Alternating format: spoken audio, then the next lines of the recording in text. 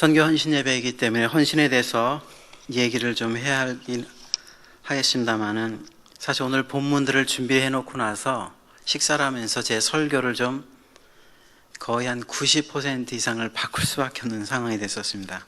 그리고 개인 간증을 좀 해야 될 것 같다는 생각을 하게 됐습니다. 서울의 한 지역에서 1962년도에 태어난 사람입니다.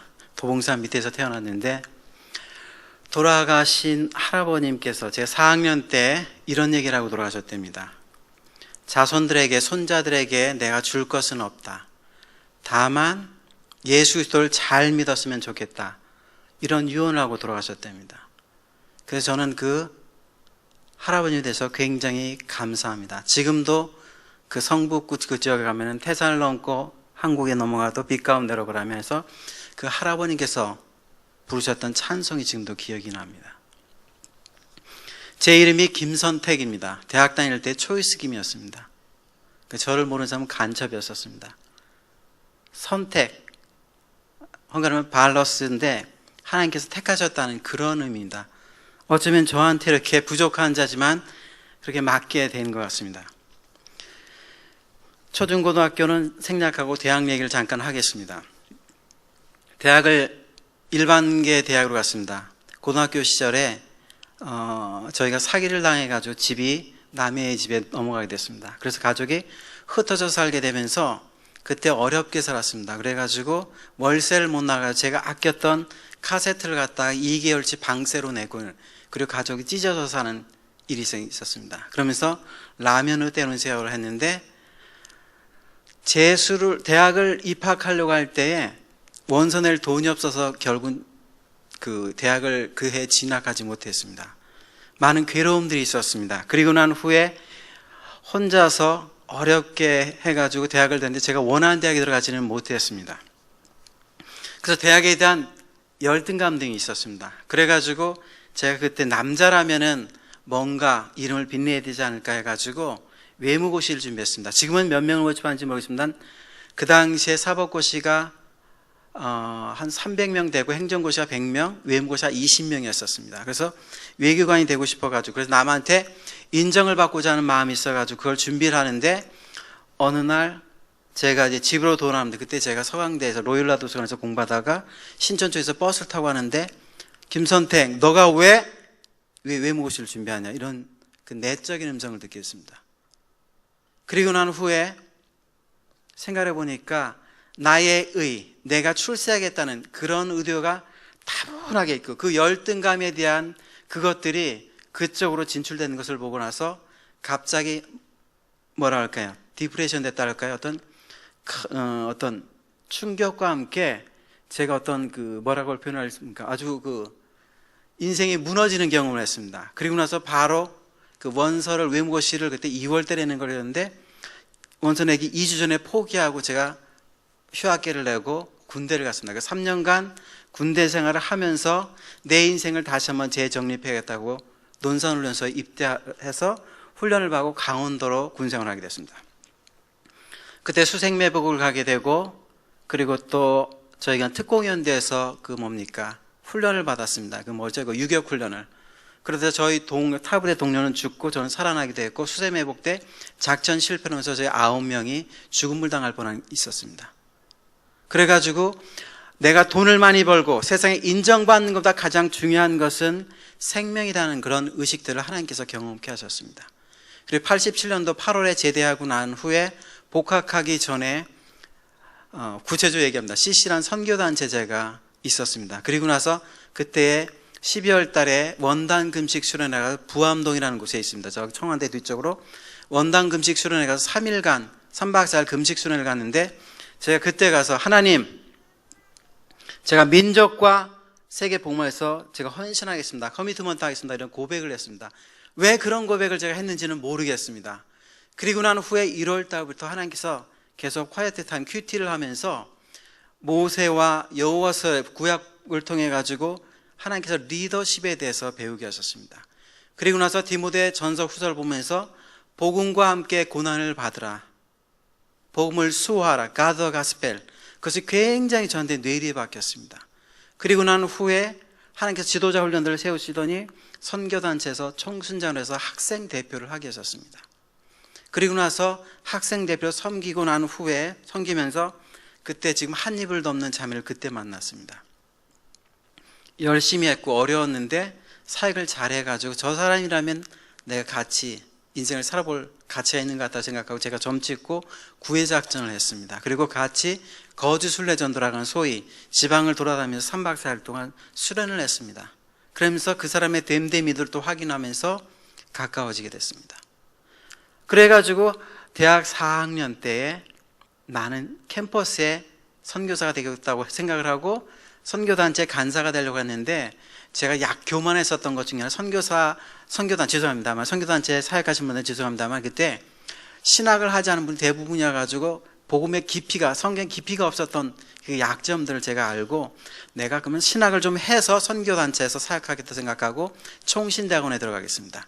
그리고 난 후에 총신대에서 공부를 하는데 그때 그 부교육자로 목동에서 있었습니다. 그러면서 그 교회가 좀 부자 교회여가지고 치과랑 뭐 여러 의사들이 많았습니다. 그 언론인, 기자들, KBS 정치부장들 이런 사람들이 있었는데 의사 한 분이 저하고 같이 단기 선교를 가자고 항공료를 그냥 줬습니다. 대만, 필리핀 이런 식으로 해가지고 가서 현재 원주민들을 보고 어려운 상을 보면서 선교제 현실을 보게 하셨고 필리핀의 어떤 목사님 저랑 2년 동안 같이 사역하자는데 제가 대답을 못하고 왔습니다. 그리고 난 후에 청년부를 담당하고 있는데 청년들을 제가 데리고 인도네시아 말레이시아 선교를 가게 됐습니다. 그리고 난 후에 그 교회에서 선교사로서 이 사람은 보낼 자격이 있다 생각해가지고 제가 당회랑 싸워가지고 제가 결국은 그 교회 30년간에 처음으로 단기 선교를 가게 했었습니다. 그 공로를 인정받아가지고 선교를 교단에서 받고 있는데 97년 11월 달 거의 끝나갈 때쯤 돼서 한국에 IMF가 터졌습니다. 그래가지고 그 교회가 8억 되는 교육관 공사를 하면서 어려움에 처하게 되면서 저를 선교사로 파송받지 못하게 된 현시대가 제가 98년 3월에 그 교회를 나왔습니다. 그리고 나는 선교사로 파송을 받으려고 기대를 하고 있었는데 참 어려웠었습니다. 사실은 부목사도 아니고 부교육자도 아니기 때문에 저를 지원해 주거나 저를 해주는 분들이 없었기 때문에 어렵게 한 10만 원으로 거의 매달 살 수밖에 없는 현실이었습니다. 그러다가 98년 8월 말씀을 계속 보면서 하나님께 선교사를 보낸 거다 확신을 가지고 있었기 때문에 사도행전 9장을 통해 가지고 제가 하나님께서 나를 선교사 보내겠다는 확신을 가졌기 때문에 그것을 믿고 기도를 했는데 계속 11월 시간이 지나면서 마음도 초자긴 했었습니다. 마치 아브라함이 이삭을 하나님께서 바치라고 해서 할 때 그 마음은 아니지만은 제 마음이 굉장히 급급해졌었습니다. 헌신을 했는데 파송할 교회가 없었습니다. 그렇지만 하나님께서 보내겠다는 그 확신은 믿었었습니다. 그러면서 기도하고 있었는데 동유럽으로 가고 싶은 마음에서 기도하고 제가 아는 분들에게 양육했던 분들에게 기도 편지를 보냈는데 그때의 동유럽에 갈 수 있는 그 기회가 OM이라고 선교단체에서 유일하게 갈 수 있었는데 158만 원이 98년도에 필요했었는데 정확하게 158만 원을 갖다가 하나님께서 채워주겠다고 하셨는데 어느 날 저희 집에 집사님들이 몰려오셔가지고 저한테 158만 원을 딱 내놨었습니다. 제가 어떤 줄 아십니까? 머리가 쭈삣했습니다. 전율을 느꼈습니다. 마치 제가 하나님이 이렇게 정확하면 지금은 농담으로 그럴 때 하나님께 한 300만 원 요청할 걸 이런 생각을 했었어요. 아주 세밀하신 분입니다. 그리고 나서 바로 11월 달에 후원의 교육을 알게 되고 그 어려운 IMF 시절에 선교사를 줄인 시절에 99년 3월에 헝가리로 가족이 가게 했고 물론 그 158만 원을 받아서 여름에 제가 헝가리의 개혁교회에 600명의 목회자가 부족하다는 것들을 세계정보기도 그 웩이라고 하는 곳에서 패트릭 휴스턴이라는 분이 세계정보기도를 통해서 봐서 가고 싶어서 갔습니다. 저희가 한 달 10만 원을 살던 사람이 158만 원이면 1년 저희 생활비였었습니다. 근데 그것을 채워주셔서 가게 하셨습니다. 그리고 현지를 보게 하셨습니다. 그리고 그 어려운 상황을 보고 저는 안 가려고 했어요. 헝가리 목사님은 3주 같이 나랑 같이 사역했으면 좋겠다. 영국 자매도 너가 이곳 오면 내가 널 돕겠다고 하는 자매들이 있었습니다. 그리고 한국에 그러니까 6주 동안 헝가리에 있으면다가 한국에 돌아가고 난 후에 하나님께서 어떻게 하실지 몰랐는데 불과 6개월 만에 이제는 저희 가족이 다 갈 수 있도록 하나님께서 허락을 하셨습니다. 지금 생각해 보게 되면은 저는 하나님 앞에서 제가 개인적으로 그냥 평범한 그리스도인으로 살고 싶었는데 선교사를 보내게 하시라 그렇게 생각을 못했습니다. 87년도에 금식하면서 기도했던 것들을 그냥 이루게 하셨던 겁니다. 뒤돌아보니까 하나님께서 나를 이렇게 인도하셨던 것들을 제가 경험을 하게 됐습니다. 선교는 제 마음으로 하는 것이 아니라 하나님께서 인도하시는 것을 저는 경험하고 있습니다. 지금 주파송 교회가 없습니다. 그렇다고 여러분들에게 이론이라도 저는 요구하지 않습니다. 저는 IMF 시절에 10만 원 미만으로 한 달을 생활해 본 사람이었고 파송된 이후에 어려움을 겪어가지고 저는 100불이 굉장히 중요하다는 것도 압니다. 그리고 선교제에서 재정이 어려움을 겪어가지고 아주 살얼음판을 거는 경험을 했지만은 지나간 16년 동안 저는 하나님께서 저를 돌보신 것들을 확신합니다. 그래서 지금도 주파송 교회가 어려움을 겪었습니다. 그래서 교회가 나눠지면서 후원을 못하게 된 상황이 됐는데 그때 잠시 그런 후원을 못하게 된 통보를 받고 난 후에 그날 밤에 주일날 밤이었었습니다. 2011년도 10월 1일 날로 기억이 됩니다. 이메일을 받고 나서 어떻게 살 것인가 했는데 그 전에 하나님께서 어떤 말씀을 요한복음을 통해서 내가 너에게 평안을 주겠다. 이 평안은 세상이 주지 못하는 평안이라는 거죠. 그 얘기를 왜 계속 한 달 동안 저에게 되새기게 하셨나? 화장실에서 집에 있으면서 그 이유를 그 통보를 받고 나서 저는 알게 됐습니다. 그리고 나서 이 얘기를 헝가리 성도나 목회자들과 선교 공모에서 얘기를 했었습니다.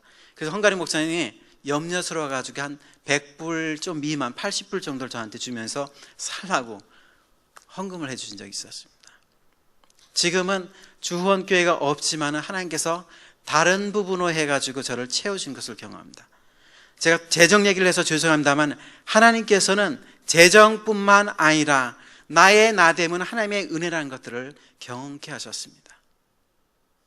그리고 지금도 그 믿음으로 살고 있습니다. 제가 박만규 목사님께서 잘 아시는 동기 목사님 제가 잠깐 얘기를 했었는데 그 목사님께서 한 교회로 부임하면서 저를 선교사로 파송했는데 제가 거절했습니다. 교만한 얘기일 수도 있겠지만 지금 저 괜찮습니다. 목사님께 사역이 안정되시고 나서 결정하셨으면 좋겠습니다고 제가 거절했습니다. 이번에 설교하고 선교 보고 하면서 그 목사님 그런 얘기를 해서 제가 깜짝 놀랐었습니다만은 하나님께서 이루신 것들 보고 저는 앞으로도 이루실 것들을 생각하기 때문에 별 볼 일 없는 40점짜리 선교사라고 저는 생각하는 저에게 하나님께서 인도하신 것들을 경험하고 그렇기 때문에 다른 모든 부분에 저는 하나님께 내려놓았습니다. 감히 이런 고백을 한다는 것에 용서를 구하면서도 저는 이렇게 얘기할 수 있습니다. 헝가리에 대해서 말씀을 좀 드려야 될 것 같습니다. 헝가리는 잘 알지 못하는 분들이 있습니다.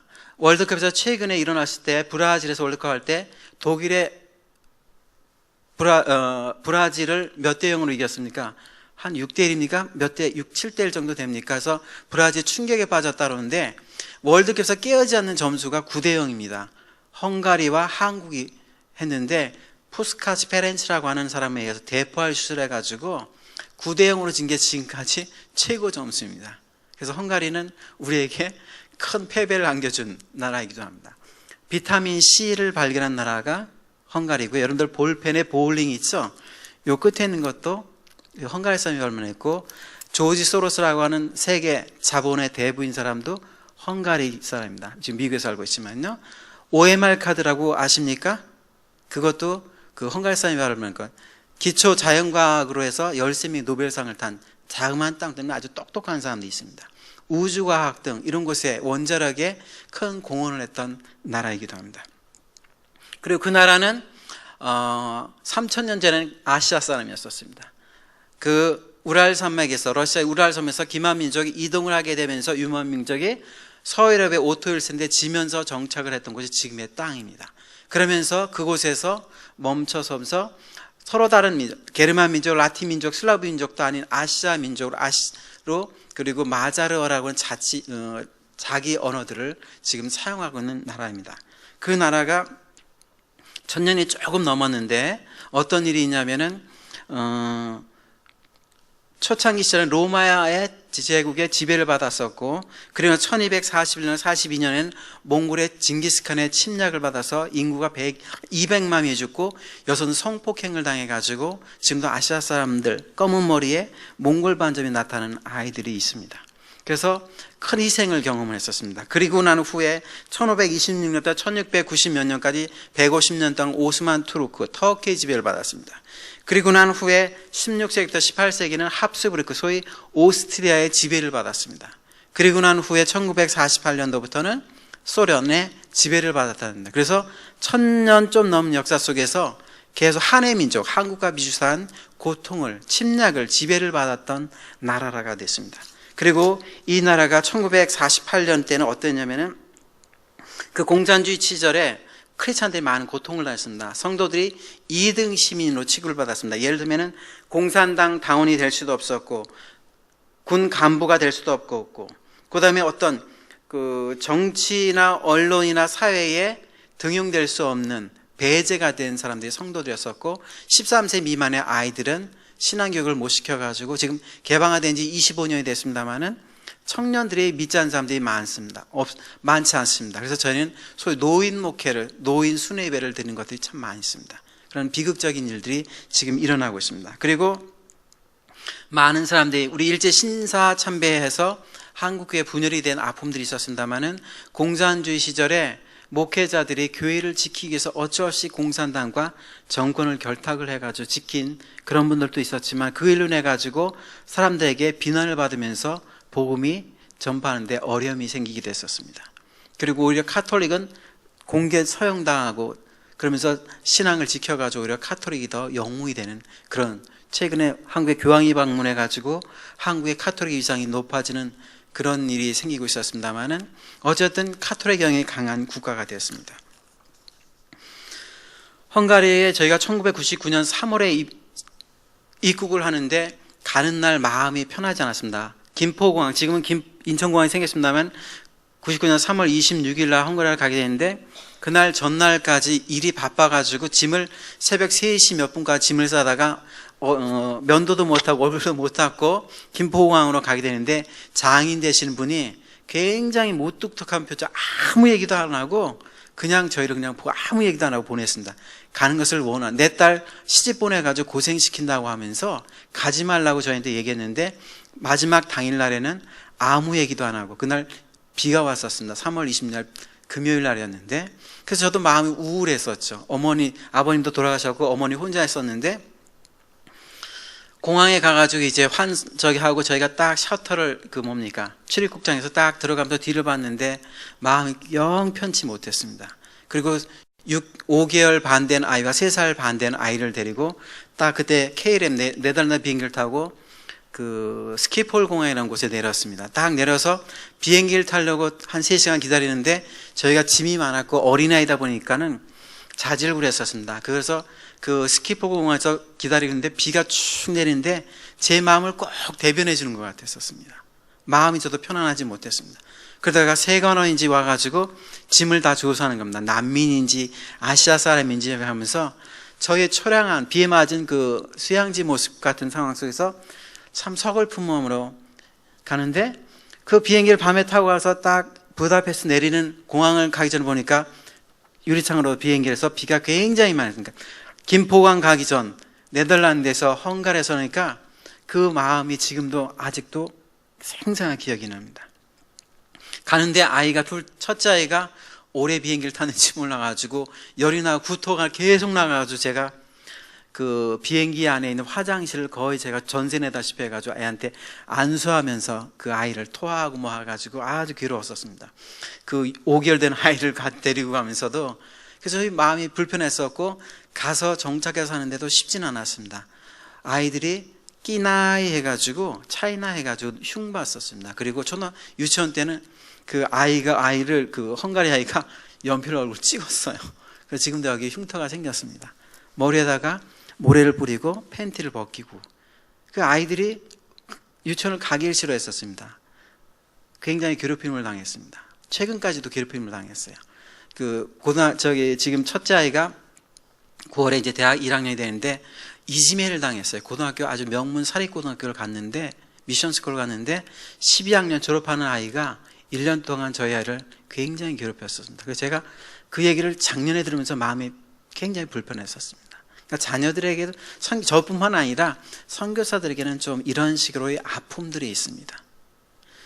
그런데 감사한 것도 있습니다. 그 중에 하나는 둘째 아이가 5개월째가 됐는데 집에서 이제 좀 유치원을 다니게 되면서 가정 예배를 드리게 되는데 성경을 읽게 됐습니다. 찬송을 하고 성경을 읽는데 그 아이가 둘째 아이가 한글을 몰랐는데 돌아가면서 성경 읽게 하면서 하나하나 이게 알려주면서 성경 읽었는데 가정 예배를 통해서 이 둘째 아이가 한글을 터득을 했습니다.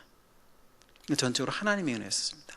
그리고 헝가리는 문화교육을 중시합니다. 그래서 1년에 한 50불이면 바이올린이 피아노든 다른 악기들을 다룰 수 있는 학원도 있습니다. 저희는 그냥 시켰는데 지금 그 아이들이 자라나가지고 교회에서 순회예배 때 반주하고 기타 치고 바이올린 하면서 아주 중요한 역할을 하고 있는 것입니다. 전적으로 이게 저희는 그렇게 생각을 하지 못했는데 하나님께서 그렇게 하신 것들을 저희들은 경험을 하게 됩니다. 그렇게 흉을 보고 그리고 저희를 놀렸던 사람들이 지금은 저희가 지역 TV에도 저희 아이들이 나옵니다. 그리고 인정을 받습니다. 그 사람들이 저희를 예의주시하게 봤었습니다. 제가 1년간 헝가리 목사님하고 같이 살기를 하는데 저를 아무것도 시키지 않았어요. 성경공부만 시켰는데 나중에 알고 봤더니 저 사람들이 어떤 사람인지 확인하는, 나쁘게 하면 감시를 했었습니다. 그래서 저 사람들이 선교사인지 어떤 사람인지 알고 1년 후에 소위 말하면 허락을 받아가지고 그때부터 제가 성찬식을 제가 직접 집례하는 시간이 해결이 됩니다. 물론 그리고 인간과의 어려움을 겪어가지고 제가 좀 성격이 좀 뭐 아니면 도입니다. 나쁜 거는 제가 용납을 안 해요.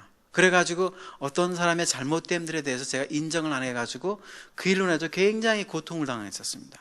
제가 목회자이기 때문에 화를 내고 막 하고 싶었었는데 참았습니다. 2년 후에 결과가 드러났었습니다. 그래서 그 사람이 잘못한 것들을 하나님께서 알게 했습니다. 헝가리 사역은 열매가 없지만 인내하면서 사역하는 것들을 미리 맛보게 했던 것들을 볼 수 있었습니다. 사역 사진을 보면서 시간이 많이 갔기 때문에 보면서 제 사역을 좀 말씀을 드리고 하나님께서 하신 일들을 조금만 말씀을 드리고 있습니다. 헝가리는 지도가 좀 나을 겁니다. 공산주의 국가였는데 어디 있는지 잘 모르는 분들이 있어가지고 제가 지도를 준비했습니다. 헝가리 빨간 게 되는데 약 7개의 나라가 있습니다. 위에는 슬로바키아가 있고 옆에 우크라이나가 있고 루마니아가 있고요. 그 다음에 유고슬라비아라고 되어 있는데 거기는 지금 몬테니그로부터 시작해가지고 4개의 나라가 있고 바로 그 옆에 또 크로아티아가 있고 슬로베니아가 있고 그 다음에 오스트리아에서 주변에 7개 나라라고 있습니다. 그래서 주변에 7개 나라가 정정된 중부 지역에 위치한 나라입니다. 그러니까 오스트리아 바로 옆에 있는 나라라 생각하시면 됩니다. 오스트리아와 루마니아 중간에 끼어 있는 나라고 7월 초에 저도 비행기 타고다 똑같이 격추됐던 그 지점을 갔는데 말레이시아 비행기가 추락한 그 지역을 지났는데 바로 위에가 우크라이나가 있습니다. 예. 그리고 1000만의 인구가 있고 그리고 넘겨주셔서 상관없습니다. 수도는 부다페스트입니다. 부다와 페스트와 올드 부다 세 개 지역을 합쳐가지고 부다페스트로 되어 있습니다. 예. 그리고 이는 허트번인데 허트번이는 60이라는 뜻인데 서울에서 개성까지가 60km라고 합니다. 제가 한 개성 정도의 위치에서 제가 사역을 하고 있고요. 저희 지역의 아파트와 그다음에 시청이고요. 허트번 교회 재직이 있는데 허트번에서는 제가 살고 있는데 그 지역에 11개 지역에 탕방 지역과 낙후된 지역도 있습니다. 그래서 그곳에 버스가 없고 자가용이 없기 때문에 저희가 차로 헝가리 목사가 나눠가지고 A, B, C 지역 나눠가지고 오후에 시간대별 2시, 3시 반, 5시 이런 식으로 해서 나눠가지고 가서 저희가 설교하고 예배를 인도하는 사역을 하는데 그 지역에 6년에 한 번씩 선거를 해가지고 중직자를 뽑아가지고 그들이 11개, 12개 교회를 갖다가 중요 교회 정책을 마치 당회와 같은 역할을 하는 재직되었고요. 이거는 제가 헝가리 허트번 교회에서 주일날 설교하는 모습입니다. 아마 6월 달에 찍은 것 같습니다. 예, 저 헝가리 말로 헝가리인들을 대상으로 사역을 하고 있고요. 저기 바이올린 하는 친구가 첫째 아이입니다. 성진이라고 하는데 하나님의 은혜로 잘 자라났습니다. 그래서 이번에 대학도 사실은 굉장히 좋은 대학을 갔습니다. 실력이 좋았다기보다는 하나님께서 은혜를 베푸시는 걸 경험합니다. 예, 넘겨주시고 그 피아노 반주를 하는 아이가 둘째 아이 예린이입니다. 아주 중요한 역할을 합니다. 순회예배 때 키보드를 가져가면 예배가 살아납니다. 가정집 같은 데서 빌려서 루터교를 빌리는데 성도가 자강되고서 반주를 통해서 예배를 좀 활성화시키고 있고요. 예. 그리고 10여 년 전에 유럽 같은 경우, 헝가리 같은 경우 성경학교가 없는데 뭐 이런 나라가 있나 제가 화가 나가지고 집사람하고 얘기를 해가지고 권고해가지고 캠프를 시작했습니다. 그래서 지금은 매년마다 4일 동안 허트번 교회에서 지역 성도들과 아이들과 믿지 않는 자를 초청해가지고 4일 동안 저 성경학교를 하고 토요일 날 저렇게 마지막 날 토요일 날 오후에 발표회를 하는 모습입니다. 그 토요 가족 예배를 드리는데 여기는 기도회가 없었습니다. 새벽 기도회가 없었는데 저희가 한국교회를 소개를 했었습니다. 허트번시에서. 그러면서 그 발전 원동력 중에 하나가 기도라는 것을 얘기해가지고 저희 교회에서는 지금 화요일 날 아침 6시와 금요일 아침 6시에 새벽 기도회는 아니고 아침 기도회가 있고 화요일 날 오후에는 7시에 여성 기도 모임이 있고 목요일 날 6시에는 남자 기도 모임이 형성되어 있습니다. 지금은 저기 중보 기도하는 모습이 있고요. 예. 그리고 제가 이 성찬식을 하는데 빵을 저희가 잘라가지고 이렇게 해서 분병하는 모습입니다. 예. 그리고 이 옷바지 교회를 말씀을 드리고 싶은데 집을 하나 샀는데 제가 저희 어머니가 다닌 교회에 그 장로님 따님이 승무원이었다가 결혼을 하면서 그 퇴직금의 일부는 1,000만 원을 저희한테 보내주셨습니다. 그것과 미국의 론색이라는 목사님 그 흑백인이 다니는 교회에서 헌금을 해준 것을 해가지고 한미 합작으로 해서 집을 하나 사가지고 교회로 만들었습니다. 그래서 요빠지 지역인데 거기서 입당 예배를 드리고 성도들과 함께 같이 사진을 찍은 사진이고요. 저 예린이 옆에 있는 하얀 머리 있는 분은 유태계 헝가리 사람인데 저희 동네에도 지금 회당 흔적이 있습니다. 한 40만 명 정도의 유대인들이 헝가리 사람 유대인들이 저희들 기차 타고 8시간 아우슈비츠인데 희생을 당했습니다. 저희 동네에서도 상당수가 희생을 당했습니다. 예. 그리고 그 요빠지 입당 예배를 지금 미국 목사님이 이렇게 다리를 꼬신 론세르 목사님이 있고 다른 분들은 다 헝가리 목사님들이 있고 그 입당 예배를 드리는데 감격스럽습니다. 저분은 우크라이나에서 오신 헝가리 사람인데 저분이 소원이 있었습니다. 교회가 이 지역에 세워지기를. 그런데 그 기도가 응답된 게 너무 감사해가지고 간증하는 모습입니다. 예. 그리고 그 교회를 집을 사가지고 개조해서 그 내부 안에서 예배를 드리고 있습니다. 매 2주에 한 번씩 그 예배를 드리는 모습입니다.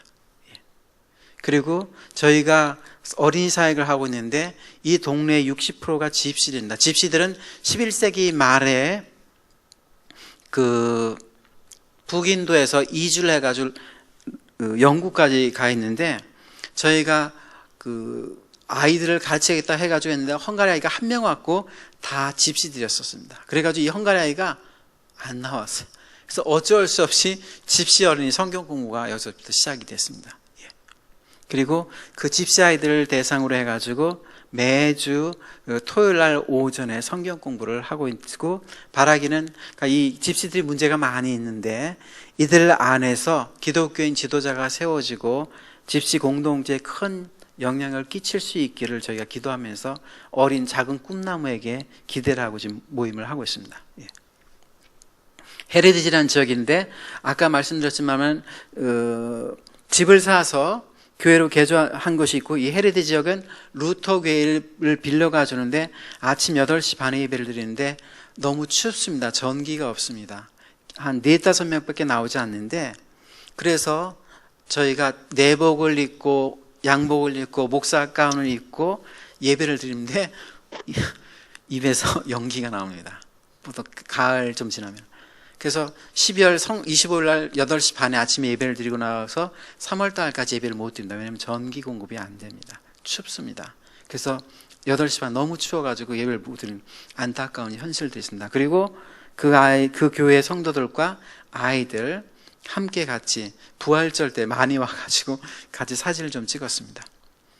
그리고 이거는 이제 초등학교 헝가리 아이들을 대상으로서 저학년, 고학년 나눠가지고 장선교사가 이 성경을 가르치고 있습니다. 매주 월요일마다 학교 끝나고 나서 학교에서 이 장선교사는 5년제 신학대학을 헝가리에서 나왔어요. 그래가지고 자격이 돼가지고 이곳에서 사역을 할 수 있게 됐습니다. 신앙교사입니다. 그리고 그 아이들 매주 월요일마다 학교에서 성경을 암송을 시키고 있고, 그 다음에 성경 읽기 해가지고 나중에 포인트가 정립이 돼서 그 아이들에게는 성경책을 저희가 선물로 주는 모습입니다. 그 여기 시락이라고 하는 지역인데 여기도 루터 교회를 빌립니다. 아시다시피 저 보면 성도가 4-5명밖에 되지 않습니다. 이것이 헝가리 교회의 영적인 현실입니다. 그리고 이것은 그 헝가리 아이를 갖다 1년 동안 세례 교육을 시켰습니다. 장선교사가. 그래가지고 이 아이들 공부를 시켜가지고 언어와 펀이라고 했는데 저에겐 감격적인 일이 있었습니다. 넘겨주시고요. 그리고 난 후에 이들이 예수를 인격적으로 받아들였기 때문에 제가 6월 달에 이 노란 머리인 아이는 언너라고 하는 아주 귀여운 아이고, 저 약간 까만 머리는 펀이라고 하는 아이인데 초등학교 2학년, 3학년 아이한테 감격스러운 제가 세례를 지난 6월 달에 했습니다. 그리고 파스토 지역인데 역시 루터 교회를 빌려가지고 예배를 드리고 있습니다. 다들 보시면 좀 나이 드신 분들, 은퇴하신 분들이 대부분이고 남자들이하고 젊은이들이 없는 것을 볼 수 있습니다. 교회는 참 멋있게 지었는데 루터 교회를 빌려가 저희가 주일날 오후에 예배를 드리고 있습니다. 또 하나는 업치라는 지역인데 이건 가정집에서 예배를 드리고 있습니다. 보시다시피 4-5명이 모이고 있고요. 그리고 그 사람들이 나이 드신 분임을 알 수 있다. 저기 빨간 옷 입은 분만 비교적 젊은 분이시고 나머지 분들 60, 70, 80 되신 분들입니다. 빨간 옷을 입은 한 자매가 있는데 그 어머니가 암으로 몇 년 전에 돌아가셨습니다. 그래가지고 방황을 해가지고 참 마음 아픈 일인데 60대인 할아버지하고 같이 살다가 최근에 아이가 출산을 했습니다. 그래서 병원에서 출산한 것을 봤습니다만 마음이 좀 아픕니다. 모임에 참석을 가끔씩은 하고 있습니다만은 이 일로 내가 저 하얀 까만 옷을 입은 할머니가 손녀인데 그 손녀를 해서 너무 마음이 아파하고 있습니다. 자세히 성도들을 보면은 개인적인 아픔이 너무 많이 있습니다. 그리고 이거는 페테피 바냐라고 해가지고 바냐라는 광산이 뜻입니다. 페테피 광산 지역인데 그 장승교사 얘기하는 분도 유대계 헝가리 사람입니다. 수잔한 오페라 가수였는데 자기 오빠가 2차 대전 때 그 부다페스트에서 독일군과 소련군과 싸울 때에 징병을 끌려갔다 그 자리에서 총 한 번 쏴지 못해 폭탄이 폭발해가지고 죽었습니다. 딸이 장애인이었는데 50몇 살 때 죽었습니다. 그런데 아주 유대계 헝가리 분인데도 불구하고 아주 그 열심히 사역을 하고 그 아이들을 초등학교에서 가르치려고 열심히 있는 분입니다. 다 보시면은 이렇게 나이 드신 분들이 있고, 또 하나는 저기 양로원 저희가 사역을 하고 있습니다. 찬이라 하는 지역에서 있는데 이분들은 한 달에 한 번씩 방문하는데 어떨 때 성도가 없으면 그분 돌아가셨습니다. 그래서 제가 좀 긴장을 합니다. 그래서 할 수만 있다면은 짧게 해야 됩니다. 길게 설교를 못해요. 5분이나 10분 동안에 예수님을 꼭 믿으시라고 얘기를 합니다. 그리고 인형극 사역이 있습니다. 초등학교와 유치원과 양로원 등에다가 저희가 섭외를 해가지고 공문서를 띄워서 허락을 받은 곳에 가가지고 인형극을 통해 가지고 아이들에게 복음을 증거하고 있습니다. 그리고 유치원 아이들인데 이분은 헝가리 목사님 부인인데 노르시라고 하는 의사입니다. 자기가 바쁜 의사 생활에도 불구하고 일부러 시간을 자기가 휴가를 내 가지고 저렇게 인형극에 동참하는 귀한 분입니다. 올 때도 저를 포옹하시면서 잘 갔다 오라고 하셨고, 장애인 사역인데 저분은 일로나라고 하는 분인데 시각장애인입니다. 그래서 저희가 찬양을 들려주면 그것을 타이핑을 쳐가지고 그 곡을 외워가지고 그리고 가끔씩 방문해가지고 위로를 해주는데 저분이 더듬더듬 저희 커피까지 끓여줄 정도입니다. 외롭게 사시지만은 열심히 살고 있습니다. 장애인 사역을 통해서 또 저희가 그들을 통해서 하나님의 사랑을 좀 배웁니다. 이건 이제 저희가 개혁장로교회 장애인들에게 찬양과 인형극과 매니큐어라 풍선불기라든가 이발을 해주면서 사역을 하고 있는 모습이고요. 마지막은 허트번 개혁장로교회의 모습이고 저희가 사역하고 있는 지역의 마을입니다. 고맙습니다. 헌신에 대해서 그리고 또 조금만 말씀을 드리고 정리를 좀 해야 될 것 같습니다. 빌립보서 3장에 보게 되면은 바울이 헌신했던 모습이 나옵니다. 거기 보면 자기가 바리새인이었고, 그리고 열심으로 그 예수 그리스도를 핍박했던 사람이라는 것을 나옵니다. 그러면서 자기를 표현들을 어떻게 하게 되냐면은 빌립보서 3장 8절 제가 좀 읽어보겠습니다. 7절하고요. 그러나 무엇인 내게 유익하던 것을 내가 그리스도를 위하여 다 해로 여길 뿐더러 또한 모든 것을 해로 여기면 내 주 그리스도 예수를 아는 지식이 가장 고상하기 때문이라. 내가 그를 위하여 모든 것을 잃어버리고 배설물 여기면 그리스도를 얻고 그 안에서 발견되려 함이니라는 표현을 쓰고 있습니다. 여기서 우리는 바울의 헌신에 대해서 좀 생각할 수가 있는 것 같습니다.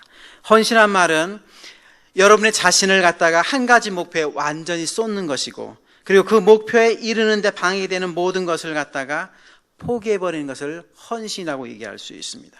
이 헌신한 말은 우리를 좀 당혹스럽게 하기도 합니다.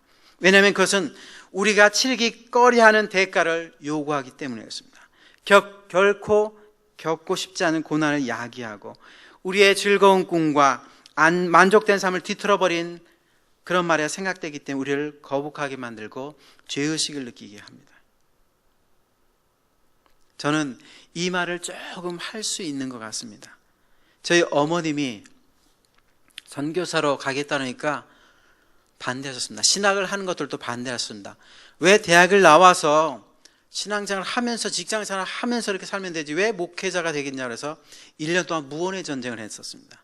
결국은 자식을 못 이긴다고 부모가, 그래서 신학을 하게 됐는데 신학을 하고 난 후에 이제 선교사로 가겠다니까 가는 것에서 반대했었습니다. 그래서 제가 선교지로 파송되고 난 후에 6년 동안 새벽 기도해서 하나님 우리 선택이 한국에 가서 목회해 주십시오 기도했다고 합니다. 그래서 제가 마음이 편하지 않았었습니다. 다음 주에 출국을 하는데 거의 2달 가까이 있었습니다마는 교회를 방문하고 선교 사역을 보고하고 공적인 일하다 보니까 어머니하고 반나절 이상을 같이 있어보질 못했습니다. 4년에 한 번씩 한국 올 때마다도 꼭 그 일입니다. 그래서 좀 마음이 편하지 못합니다. 그 조만간 추석이 되는데 제 개인적으로는 굉장히 괴롭습니다.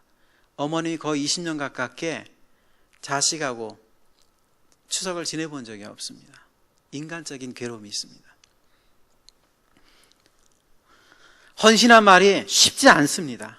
때때로 우리를 당혹스럽게 하고 다른 사람들 불편하게 하고 다른 사람들에게 분노를 야기합니다. 지금도 저희 어머님 간의 일부분은 제가 마음이 아프고 당뇨병이 심해요. 혼자 사시고 아버님이 갑자기 제 군대 생활 때 돌아가셨기 때문에 목사면서 제가 죄송합니다는 죽음을 좀 두려워합니다. 심각한 상태이기 때문에 자식도 없는 상태에서 갑자기 돌아가시라는 것이 인간적인 괴로움 중에 하나입니다. 그래서 기도는 많이 하고 있는데 그는 아픕니다. 헌신한 것들이 예수님께서 얘기하신 것 중에 있습니다. 자기 부모와 관련시켜서도 얘기합니다. 저만 얘기하는 것이 아니라 선교사들이 공통으로 겪는 어려움 중 아픔 중에 하나입니다. 때때로는 현지에서 어떻습니까? 행정가가 돼야 되고 모든 일을 다 처리해야 됩니다. 때때로는 의사가 돼야 됩니다. 아프면은 별 수 없습니다. 한국에서는 도와줄 교회에 성도들이 있거나 기관이 있습니다만 저희는 혼자 현장에서 해야 되는 그런 아픔들이 있습니다. 헌신은 쉽지가 않은 것 같습니다. 지금도 저는 이 헌신한 말이 쉬운 단어도 아니고 저한테도 거북스러운 단어입니다. 그럼에도 불구하고 우리는 이 헌신에 대해서 늘 고민하고 그 헌신이 나와 어떤 관련인지 생각해 봐야 됩니다. 저는 이 7월 초에 한국에 와가지고 안산의 정부 합동 분향소에 가봤었습니다. 가서 눈물을 안 흘릴 수가 없었습니다. 5월달 첫째 아이가 졸업을 했습니다. 졸업식을 하면서 울었습니다. 지금도 시신을 찾지 못하는 아이들이 10명 이상이 있다는 생각하니까 마음이 참 편하지 않았습니다. 박근혜 정부 어떤 특정한 당체를 비난해서는 안 됩니다. 한 아이의 영정 앞에 반 아이들이 와가지고 케이크를 가져온 걸 봤습니다. 과연 그것이 특정한 단체, 이단의 어떤 그 사람들이 그거를 끊어야 안 됩니다. 한국교회 와서 신천지든 이단과 또 대형교회 비리, 그런 것을 해서 복음이, 전도의 문이 막혔다는 얘기를 듭니다. 여러분들, 저는 다니엘서 9장을 요즘 많이 생각하고 있습니다. 오늘 사도행전에 보게 되면 천하를 움직였던 사람도 있었습니다. 4사람밖에 안 됐는데 이 표현은 굉장히 의미가 있습니다. 왜냐하면 그들이 천하를, 어떤 제목이었냐면 예수 그리스도를 증거했기 때문에 고발을 당했는데, 이 표현들은 국가를 전복시킨다는 과격한 표현이었습니다. 요즘은 쿠데타와 관련시켜서 그들을 고발을 했는데, 영적인 의미로 생각한다면 로마 제국을, 그 당시에 땅에 있는 사람들을 복음으로 진동시켰답니다. 그래서 천하를 어지럽게 했다는 거룩한 영적인 별명이 있었습니다. 불과 4명의 사람이 데살로니가에서, 빌립보에서 큰 일을 행했던 걸 봅니다. 오늘날 20% 이상 되는 기독교인 살고 있는 한국 사회에서 우리는 한국 교회를 향해서, 한국 크리스찬을 향해서 개독교냐는 비난을 받는 것들에 대해서 우리는 굉장히 고민을 해야 합니다. 수치스럽게 생각을 해야 됩니다. 특정한 교회에 목회자나 재직들이나 그리스도인이 했다고 생각하지 마십시오. 다니엘서 9장을 보시게 되면 바벨론에 다니엘 포로로 잡혀갔는데, 예레미야 서책을 보면서 그가 죄를 자복합니다. 자기는 왜 내가 아버지들의 하나님을 믿지 않은 잘못을 내가 바벨론 포로라서 고생합니다 하고 이렇게 그는 항변하지 않았었습니다. 그는 그 죄를 자기 죄로 돌렸었습니다. 자기 탓으로 돌렸습니다. 죄를 뿌리고 옷을 찢는 마음을 냈습니다. 소위 카톨릭에서 썼던 내 탓이오 하는 마음을 가졌다는 겁니다. 그는 그걸 놓고 기도합니다. 우리 조상들의 죄, 우리의 죄로 인해서 이렇게 된 것들을 인정을 합니다. 그러면서 그는 다니엘서 9장에 보면 이런 표현을 쓰였습니다. 주여 구하옵노니 주는 주의 공의를 따라 주의 분노를 주의 성 예루살렘 주의 거룩한 산에 떠나게 하옵소서. 이는 우리의 죄와 우리 조상들의 죄악으로 말미암아 예루살렘과 주의 백성이 삼에 있는 자들에게 수치를 당함이니이다. 18절에 나의 하나님이여 귀를 기울여 들으시며 눈을 떠서 우리의 황폐한 상황과 주의 이름을 일컫는 성을 보옵소서. 우리가 주 앞에 간구하는 것은 우리의 공의를 의지하여 하는 것이 아니요 주의 큰 긍휼을 의지하여 함이니이다. 오늘날 이 시대에 우리 그리스도인의 책무가 있습니다. 저는 한국교회의 기도와 사랑을 먹고 헝갈에 미약하지만 사랑을 전하는 선교사입니다. 조국교회의 잘못이 결코 저와 무관하지 않습니다. 4월달, 5월달에 굉장히 우울했습니다. 표현을 쓰면 트라우마 같은 경험을 해봤습니다. 자랑은 아닙니다만 저도 한국 사람입니다. 우리는 지금 내 개인의 그리스도인들이 창피를 당하고 내 얼굴에 다른 사람들이 침을 받아하는 것은 우리는 할 말이 없습니다. 그러나 하나님께서까지 침을 뱉고 수치를 당하는 것들은, 이것은 우리가 정말 견딜 수 없어야 합니다. 치를 떨어야 됩니다. 우리는 잘못했기 때문에 당연합니다. 왜 하나님까지도 그렇게 치욕을 당하게 우리를 만들고 있습니다. 예루살렘의 황폐함, 대한민국의 황폐함들을 연관시켜 보십시오. 저는 위기가 곧 기회라는 생각을 하게 됩니다.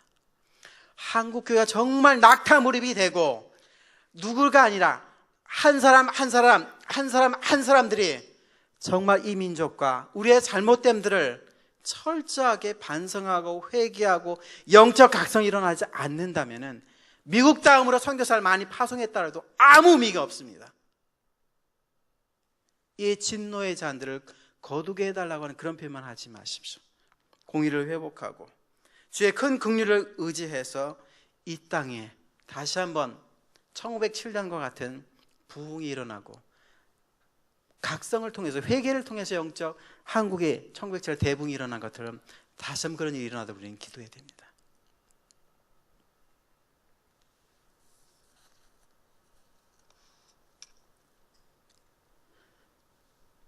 바울은 헌신했다는 것들이 그 종교적인 병에서 바리새인은 7천 명 중에 한 명이 되는 예수한테 비난을 받았지만은 그 시대에 존경을 받았는데 그는 그것을 포기했습니다. 요즘은 국회의원직을 포기한 그런 의미였습니다. 그리고 그는 어떤 사람이었습니까? 그 당시에 예루살렘 종교 권력부의 소위 말하면 차기 종교 대권 주자였던 사람입니다. 가브리엘 문화석에서 똑똑히 배운 수제자입니다. 그것을 그리스도로서 포기했었습니다. 성경은 더 노골적으로 합니다. 배설물 똥으로 여겼다고 얘기합니다. 그 로마 시민권 국가적인 배경도 포기했던 사람입니다. 그는 예수 그리스도를 믿는 사람들을 갖다 잡아서 죽이는 게 그의 꿈이고 야망이었던 사람인데 다마스커스 담에게서 회심하고 그는 예수 그리스도로서 살고 갈라서 2장 20절 내가 그리스도와 함께 이제 산다고 합니다. 난 이제 십자가에 죽었다는 얘기합니다. 자기의 정체성을 얘기합니다. 자기 헌신을 얘기합니다. 내 몸에 예수 그리스도의 흔적이 있다고 그는 얘기합니다. 여러분들에게는 그런 흔적들이 있습니까? 말씀을 정리합니다. 헝가리 목사님들이 최근에 10일 동안 같이 있었습니다. 도착하고 그 다음날 양화진에 갔습니다. 130년 전에 이 땅에 미국에서, 캐나다에서, 호주에서, 스코틀랜드에서 다른 나라에서 선교사들이 왔습니다. 백주년교에서 영어로 된 자막을 보고 무덤들을 보니까 의미가 있었습니다. 그들은 이 땅에 와서 아무 이해관계가 없습니다. 사업을 하러 간 사람들도 아니었습니다. 친척 관계가 없었습니다. 앞에 저는 사람을 살리려다가 본인이 익사하는 경우 있습니다. 어떤 아이는 태어나자마자 당일날 죽은 선교사 자녀들도 있습니다.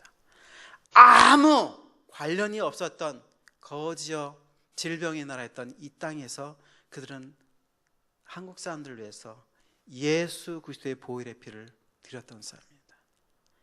이제 우리는 그분의 사랑들, 주기철 목사님부터 시작해서 일제 신사참배 때, 아니 소양 목사 이 공산당에 의해서 순교를 당하고 복음과 제암리교회가 불을 당해서 사람들이 그리스도인들이 희생을 당하고 그런 죽으면서까지 신앙을 지켜 죽으면 죽으라는 그런 신앙생활을 했기 때문에 오늘날 선교사들과 또 믿음의 선진들에 의해서 우리들은 그 사랑들을 받는 수혜자가 됐습니다. 이제는 우리가 그것을 다른 민족에게, 다른 한국 사람들에게, 우리의 이웃들에게 증거해야 됩니다. 아무리 전도가 어렵고 개독교라 비판을 받더라도 하나님은 하십니다. 하나님께서 가능하다는 겁니다. 모든 것들이 가능합니다. 에브리싱입니다. 한국의 기독교는 저력이 있습니다. 그 저력은 어떤 기독교인의 힘이 아니라 기독교가 어떤 특정한 단체 리더자에서 운영되는 것이 아니라 예수 그리스도의 보혈의 피로 이루어졌고 그 진리 속에서 세워져 있기 때문에 그것이 능력이 있는 겁니다. 바울이 데살로니가에서 복음을 증거했을 때 헬라인들의 유대인들의 복음을 받아들였던 이유가 뭡니까? 그가 말을 잘했기 때문에도 있겠습니까? 성령의 권능에 의해서 복음이 증거됐기 때문에 회심이 됐고 그들이 4명이 천하를 어지럽게 하는 비난이지만 거룩한 별명을 받았던 것입니다. 오늘날 우리는 사도행전 29장을 써야 될 사람입니다. 천하를 어지럽게 할 사람이 여기 있다는 표현들을 우리가 받아야 된답니다. 사도행전 28장을 보면은 바울이 로마에서 2년 동안 복음을 증거를 하게 됩니다. 그 복음을 증거할 때 어떻게 됐습니까? 그는 방해를 받았습니까? 2년 동안 복음을 증거할 때 이런 표현들을 쓰고 있습니다. 바울이 온 이태를 자기 새 집에 모으면서 자기에게 오는 사람들 다 영접하고 한 나라를 전파하며 주 예수 그리스도께 관한 모든 것을 담대하게 거침없이 가르치더라는 표현을 쓰고 있습니다. 이제는 우리가 해야 됩니다. 바울은 아무쪼록 몇몇 사람을 구원하고자 함이 하면서 고린도 서신에서 자기의 목표를 내겠습니다. 세계 70억의 인구가 있다면 한 명만 그리스도인이고 9명은 모슬렘과 불교와 믿지 않는 자들입니다. 이제는 그 바톤을 우리가 받았습니다. 승계했습니다. 이제는 우리가 해야 됩니다. 성공적인 전도는 뭡니까? 성공적인 선교는 뭡니까? 오직 성령님의 능력 안에서 그리스도만을 전하고 그 결과는 하나님께 맡기는 겁니다. 우리의 책임은 뭡니까? 욕을 얻든 침을 받든 다른 수욕을 당해도 그리스도를 소개합니다. 그가 받아들이는 받아들이지 않는 것은 하나님께서 하실 일입니다. 우리 할 일을 포기하지 마십시오. 우리 안에서 내적으로 강건하신 성령의 능력을 축소하지 마십시오. 하나님이 나와 함께 하신다는 것들을 꼭 기억하고 우리는 믿든 때마다 그 일에 들여져야 됩니다. 저는 간선 선교사입니다. 여러분 보낸 선교사입니다. 군으로 얘기하면은 전방에서 철책을 지킨다면은 그 바로 후방에서는 포병부대와 보급부대 등이 있습니다. 저는 소총을 쏘지만은 여러분들은 대포나 미사를 쏘는 위력을 가졌습니다. 단기 선교팀들이 옵니다. 저는 3년에 이룰 일들을 이분들이 2주 동안에 이루는 일을 경험해 봤었습니다. 여러분은 그만큼 소중하고 강력한 무기입니다. 여러분들께서는 저희 선교사들, 저를 포함한 이곳에서 와우리교에서 파송한 선교사뿐만 아니라 여러분들 주변에 있는 선교사님들이 그 생명의 사역을 할 수 있도록 가장 중요한 것은 재정이 아니라 바로 기도이고 그 사랑과 관심임을 기억해 주십시오. 그래서 저와 여러분들이 간 선교사서 보낸 선교사로서 함께 저도 팀스트 훈련에 참석해 봤었습니다. 같이 성부 하나님께서 성자 예수도 이 땅에 보내주셨고 성령이 함께 하시는 삼위일체 하나님이 선교하시는 이것들을 경험한다면 우리는 간 선교사, 보내는 선교사로서 합작해서 이 일들을 해야 됩니다. 유럽은 어려움이 많이 있습니다. 시간상 제가 하지 못합니다만 그러나 죽어있지 않습니다. 지금 한국교회가 유럽교회의 전철을 받고 있는 모습들을 보면서 많이 염려하지만은 그러나 한국에 무릎 꿇는 기독교인들, 무명의 작은 예수의 모습을 가진 사람들이 많이 있음을 저는 확신하기 때문에, 그리고 비난받는 교회는 극히 일부분이고 많은 와우 교회를 포함한 많은 교회의 사역자들과 성도들이 사역을 하고 있기 때문에 그 일로 인해서 하나님께서는 언젠가 다시 한번 영적 갱신과 영적 부흥과 헌신을 하게 하셔서 새롭게 귀한 사역을 할 것을 저는 믿습니다. 이 일에 우리가 함께 동참하면서 하나님 앞에 정말로 영혼의 산부인과 같은 역할들을 감당할 수 있는 저와 여러분 되기를 주의 이름으로 간절히 축원합니다.